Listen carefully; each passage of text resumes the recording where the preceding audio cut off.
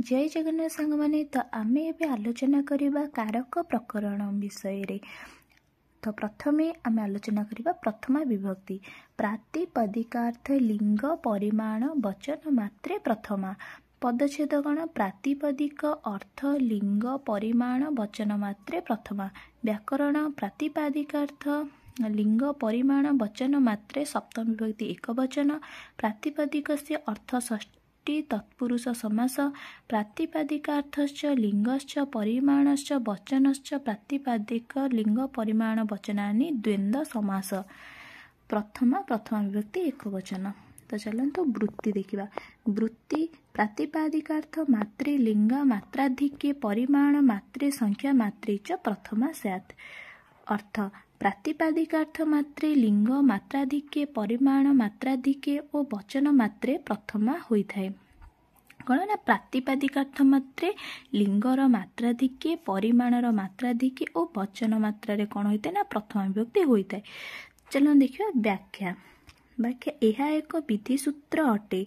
प्रातिपदिक अर्थ मात्रे कौन ना प्रातिपदिक अर्थ मात्रे प्रथमा विभक्ति होइथाय। अलिंगाः नियतलिंगाश्च प्रातिपदिकार्थ मात्रे इत्यस्य उदाहरण। तो प्रातिपदिकर कौन ना अलिंगाः नियतलिंग होची प्रातिपदिकर उदाहरण होइथाय। अलिंगा और नियतलिंग ठारे प्रातिपदिकार्थ रे प्रथमा विभक्ति होइथाय। तो उदाहरण अलिंगा होची अलिंगा नास्ति लिंगः जस्य ते। अलिंगा अर्थात लिंग नथिबा शब्द अर्थात अवय पद ठारे प्रथमा विभक्ति होइथाय। अवय पदर लिंग नथिबारु ताहा प्रातिपदिक अटे। तो कौन ना अवय पद अलिंग होइथिबारु ताहा कौन होइथाय ना प्रातिपदिक होइथाय। तो उदाहरण उचेई निचेई इत्यादि एठारे एही दुईटी पद अवय पद अटंती तेणु एहा अलिंग अटंती। एगुड़िकर प्रातिपदिकार्थ मात्रे अनुसारे प्रथमा विभक्ति होइछि। तापरे नियत लिंग नियतः लिंगः जस्य सह जହାର लिंग निर्दिष्ट होइछि माने जହାର लिंग कौन निर्दिष्ट बा निर्धारित होइथाय ताको नियत लिंग कुहाଯାଏ। जेउ शब्द गुड़िकर लिंग निर्दिष्ट होइथाय अर्थात पुल्लिंग स्त्रीलिंग और क्लीबलिंग शब्द एगुड़िकर प्रातिपदिक अटंती। उदाहरण कृष्ण पुल्लिंग शब्द प्रथमा एकवचन, स्त्री स्त्रीलिंग शब्द प्रथमा एकवचन, ज्ञानम क्लीबलिंग शब्द प्रथमा एकवचन। कौन कृष्ण श्री ज्ञानम एटा कौन पुल्लिंग स्त्रीलिंग क्लीबलिंग एमानकर कौन ना लिंग निर्धारित होइछि तेणु एगुड़िक कौन होइते नियत लिंगाः अटंती। एठारे कृष्ण श्री ज्ञान प्रातिपदिकर निर्दिष्ट लिंग रही अर्थात प्रत्येक पदर लिंग निर्धारित होइथिबारु एगुड़िकर प्रातिपदिकार्थ मात्रे प्रथमा अनुसारे प्रथमा विभक्ति होइछि। तापरे समन्वय एई उदाहरण रे लिंग और नियत लिंग युक्त शब्द गुड़िक प्रातिपदिक अटंती तेणु एठारे प्रातिपदिकार्थ मात्रे प्रथमा अनुसारे प्रथमा विभक्ति होइथाय।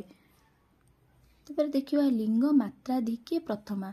अनियत लिंगस्तु लिंग मात्राधिक्यस्य अर्थात अनियत लिंगयुक्त शब्द गुड़िक ठारे लिंगर आधिक्य रहिथिबारु लिंग मात्राधिक्ये प्रथमा अनुसारे प्रथमा विभक्ति होइथाय। अनियत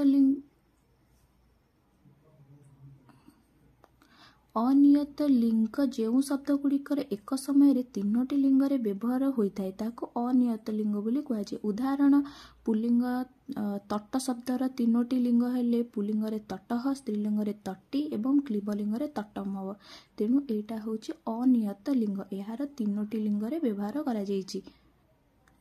एठारे तट शब्दटी प्रातिपदिक तेणु प्रातिपदिकार्थ मात्रे प्रथमा अनुसारे प्रथमा विभक्ति हेबा कथा किंतु तट शब्दर लिंगर आधिक्य रहिथिबारु पुल्लिंग स्त्रीलिंग क्लीबलिंग रहिथिबारु एणु एठारे लिंग मात्राधिक्य प्रथमा अनुसारे एही प्रथमा विभक्ति रहुछि।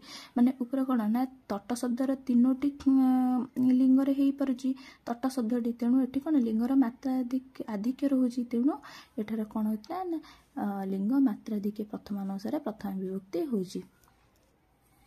परिमाणे मात्राधिक्य प्रथमा परिमाणर मात्राधिक्य प्रथमा विभक्ति होता है। उदाहरण द्रोण ब्रीहि अथ गौणीय धान। एठारे द्रोण शब्दर अर्थ होछि द्रोण रूपं जत परिमाणं परिच्छिन्न ब्रीहि अथ द्रोण रूपं जत परिमाण माने द्रोण द्रोण माने गौणी गौणी जेतिकी परिमाण रही सेतिकी परिमाणर धान गौणी परिमाणर धान अर्थात द्रोण रूपक जो परिमाण तद्वारा मपा जाइथिबा धान समन्वय एथिरे द्रोण परिच्छेदक अथवा विशेषण एवं ब्रीहि परिच्छेद्य अर्थात विशेष्य। एपरि द्रोण एवं ब्रीहि मध्य विशेष्य और विशेषणर संबंध रही। एठारे द्रोण ठारे प्रातिपादिक मात्रे प्रथमा अनुसार प्रथमा विभक्ति हेब नाही कारण द्रोणर अर्थ मपा जाइथिबा धान को बुझाउछि। द्रोण ब्रीहिर अर्थ हेब गौणीय धान तेणु परिमाण आधिक्य रे प्रथमा अनुसार द्रोण ठारे प्रथमा विभक्ति हेब। वचन मात्रे प्रथमा वचनं संख्या एकः द्वौ बहवः इह्यक्तार्थत्वात् विभक्तेः अप्राप्तो वचनम् अर्थात वचनर अर्थ संख्या वचनर अर्थ संख्या मात्रे प्रथमा विभक्ति होता है। उदाहरण एकः एक संख्या द्वौ दुई संख्या बहवः बहु संख्या। समन्वय एठारे एकः दुई बहवः संख्यावाचक होइथिबारु एकुड़ीकु एकत्व द्वित्व बहुत रूपक अर्थ प्रदान करिथिबारु वचन मात्रे प्रथमा अनुसार प्रथमा विभक्ति होइछि।